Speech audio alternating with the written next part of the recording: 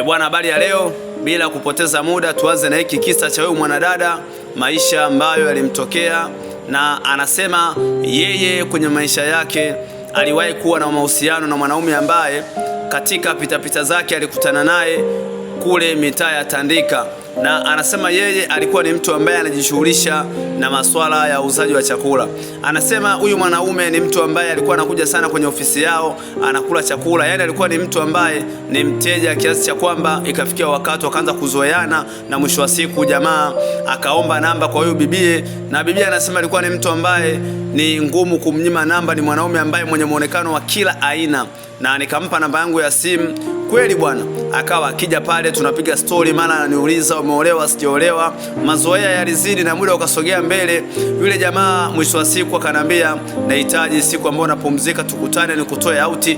Kweli siku ya Jumapili nilikuwa nimepumzika, nikaamua kutoka out, na yule jamaa akanichukua home na kunipeleka mpaka Coco Beach. Baada ya kufika Coco, tukawa tumekaa na akaniuliza maswali mengi mno, na vipi, una malengo gani, una nini.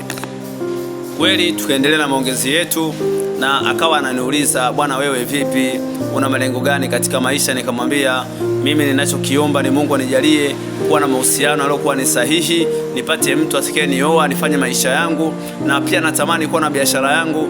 Lakini anasema yule jamaa ni mtu ambaye akaniambia kwamba usijali, na kikubwa fanya kazi kwa bidii, pia unachokipata kitunze. Anasema siku zikasogea, mahusiano yetu yakawa yamesogea, na mwisho wa siku jamaa akaamua kunitamkia kuwa bwana, mimi nakuhitaji, nahitaji uwe mke wangu, nahitaji, yani maneno mengi sana, na mimi bila pingamizi nikamwambia sawa, lakini siwezi kuwa na wewe kwenye mahusiano mpaka nijue familia yako, nijue wazazi wako, kwa sababu nyinyi wanaume sasa hivi unaweza ukanitia mimba na mwisho wa siku kaamua kunikataa, ikawa ni changamoto. Na isitoshe mimi na wewe tunajuana tu juu kwa juu, na kwa kuwa umesema una malengo na mimi, basi itakuwa si vibaya kama utanifahamisha kwa ndugu zako. Jamaa akamwambia kuhusu hilo usijali, yani kuwa na amani wala usiwe na wasiwasi. Bidada anasema yule jamaa kitu ambacho alikuwa anakisisitiza sana ni kwamba anatamani sana mtoto, lakini bidada akamwambia usijali, mimi niko tayari kukupatia mtoto, kikubwa tu ukifuata process na tukiweza kuoana, mimi niko tayari kukuzalia, kwa sababu hata mimi napenda kuwa na familia.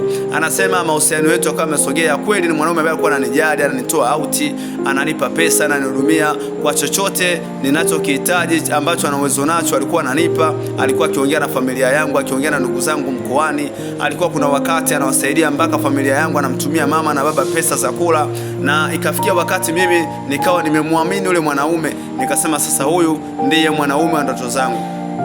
Anasema kama unavyojua mimi ni mwanamke, na wakati huo tukafikia stage tukawa tukikutana, tunashiriki, tuna date na nini, na mwisho wa siku nikaja kujikuta nimepata mimba. Baada ya kupata mimba, yule mwanaume kiukweli alikuwa amefurahi sana, na akaniambia kwa hii zawadi ambayo umenipa, kiukweli sijui nikulipe nini wewe binti, lakini nakuahidi wewe ndiye mke wangu, na wewe ndiye mtu ambaye nitakupa kila kitu cha thamani utakachokihitaji. Bidada anasema nilikuwa nimefurahi sana na kuona kweli Mungu amenipa mtu ambaye nilikuwa namuomba kwa muda mrefu mno.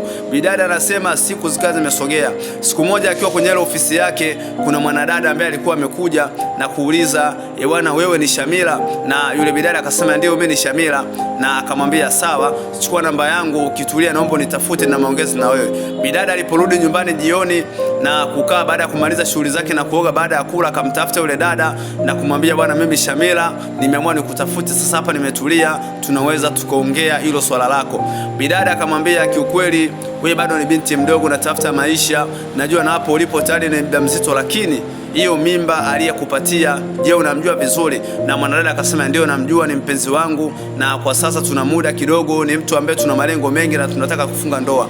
Lakini yule mwanadada akamwambia, pole sana binti, kitu ninachokusii, yule kaka ni mume wa mtu na mimi ndiye mke wake, na wewe alikudanganya, aliamua kukuzungusha, lakini najua labda ulikuwa hujalifahamu hilo swala, lakini ninachokusisitiza kaa mbali na wewe mwanaume, kwa sababu ni mwanaume wangu na ni mume wangu wa ndoa kabisa. Bidada akaamua kukata simu. Anasema nilichanganikiwa sana, kwa sababu sikuweza kutegemea kama yule jamaa anaweza kawa ni mke wa mtu, anaweza kawa ni mume wa mtu.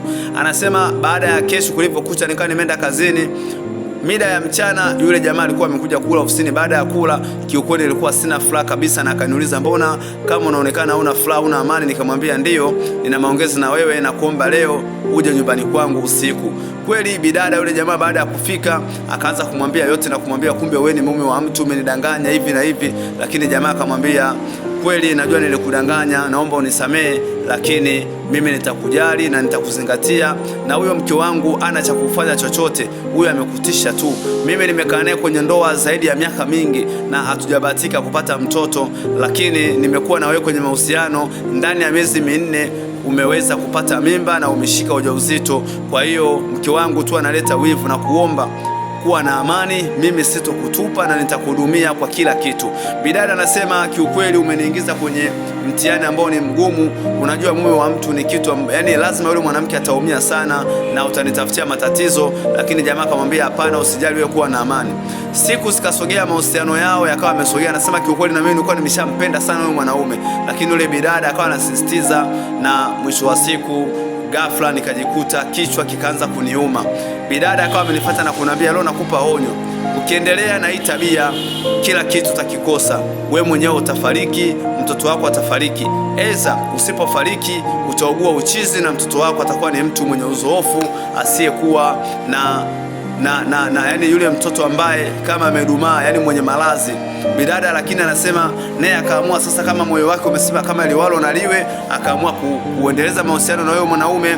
Sasa baada ya mwezi mwingine kukatika, mimba ishakuwa ina miezi 5.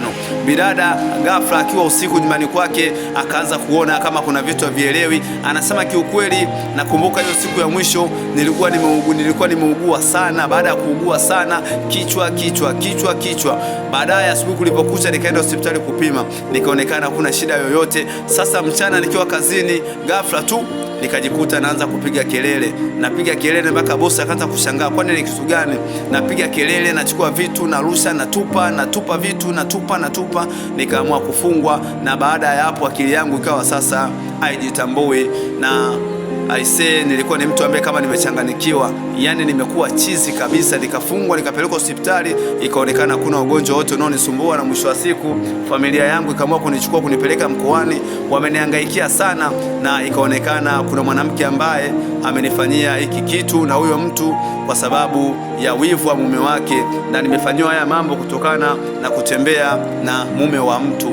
Familia imehangaika na mimi mpaka najifungua nikiwa bado kwenye hali ya uchizi, lakini nimekuja kujifungua mtoto anatimiza miezi 2. Akili yangu ikaanza kurudi na kujiona kama kidogo ninachokifanya na kitambua, lakini tayari mtoto wangu akaanza kusumbuliwa na maradhi, na mpaka leo mtoto wangu ni mtu ambaye kama amedumaa, hali yake iko sawa.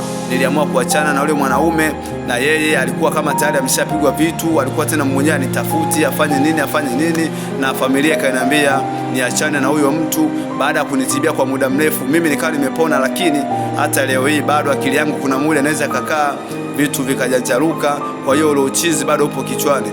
Jamani, najua sisi wakina dada kuna muda tunatongozwa na watu ambao hatuwajui, ila ni changamoto ambazo zimenikuta, lakini bado naendelea kutumia dawa na tiba.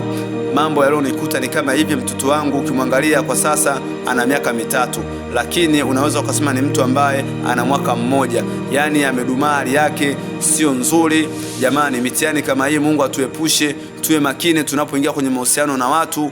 Mimi ndicho kilichonikuta, nilidanganywa, nikapewa thamani ya kila kitu, lakini malipo yake ni haya. Mpaka leo naendelea kutumia dawa. Sasa hivi akili yangu imerudi, lakini kuna muda akili inakuwa inapotea kabisa, nafanya vitu ambavyo sivielewi. Shukrani sana.